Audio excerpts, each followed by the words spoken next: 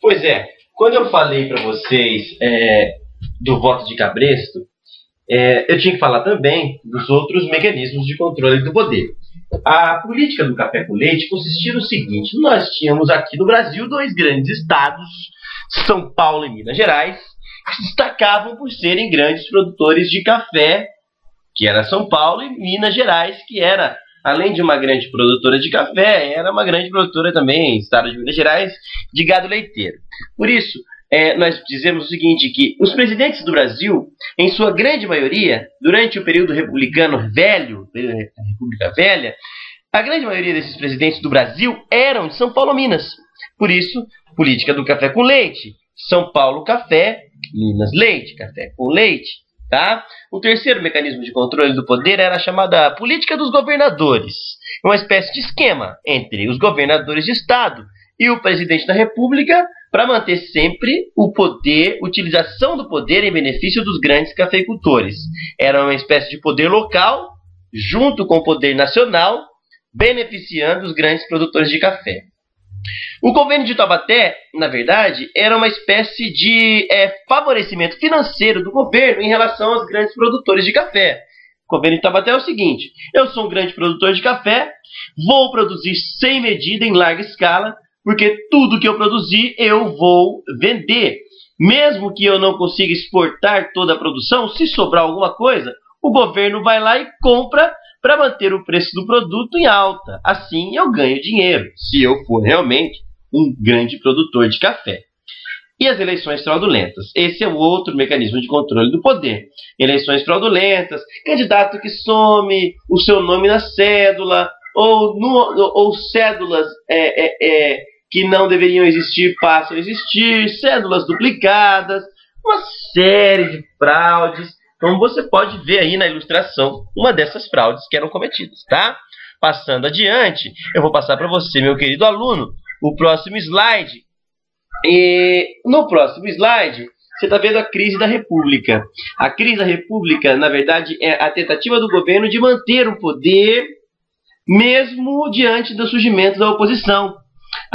Surgem várias manifestações culturais, como a Semana da Arte Moderna, por exemplo, que propondo um novo Brasil na arte, no pensamento artístico, literário, filosófico. Nós temos uma exposição universal proposta pelo governo federal, que foi uma farsa, tentando mostrar um Brasil que não existia, um Brasil que progredia, que na verdade não progredia. Nós temos a fundação do Partido Comunista Brasileiro, composto por operários urbanos, com conhecimento de causa, porque eles são oriundos também aí de uma Europa que no século XIX havia passado pelas tais revoluções liberais, nós vamos ver ainda. Nós temos um movimento dentro do Exército, chamado Movimento Tenentista, de jovens do Exército pedindo a moralização do nosso Brasil, também exigindo mais investimento do governo brasileiro nas Forças Armadas.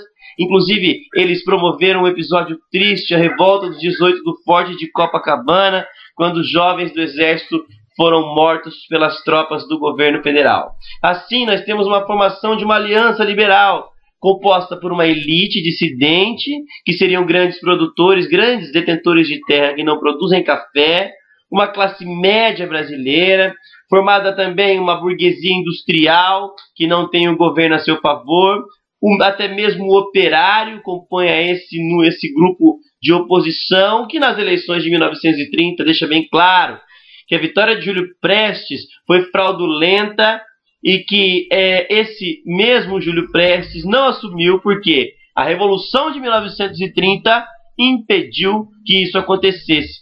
Na verdade, Júlio Prestes até poderia, quase foi presidente, não fosse a morte de João Pessoa lá na Paraíba, que foi o estopim para a Revolução de 30 que derrubou o governo das oligarquias, o governo que coloca aí nesse momento um governo diferente, o governo do presidente Getúlio Vargas, que encerra esse governo acentuadamente ligado ao setor cafeeiro. E agora Vargas vai fazer um governo mais abrangente, e isso inclusive vai fazer com que ele permaneça no poder por mais tempo.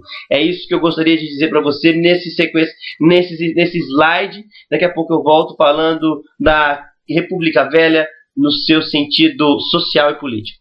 Muito obrigado, um beijo, eu já volto, vai tomar uma aguinha, um cafezinho, que daqui a pouco eu estou de volta. Até mais.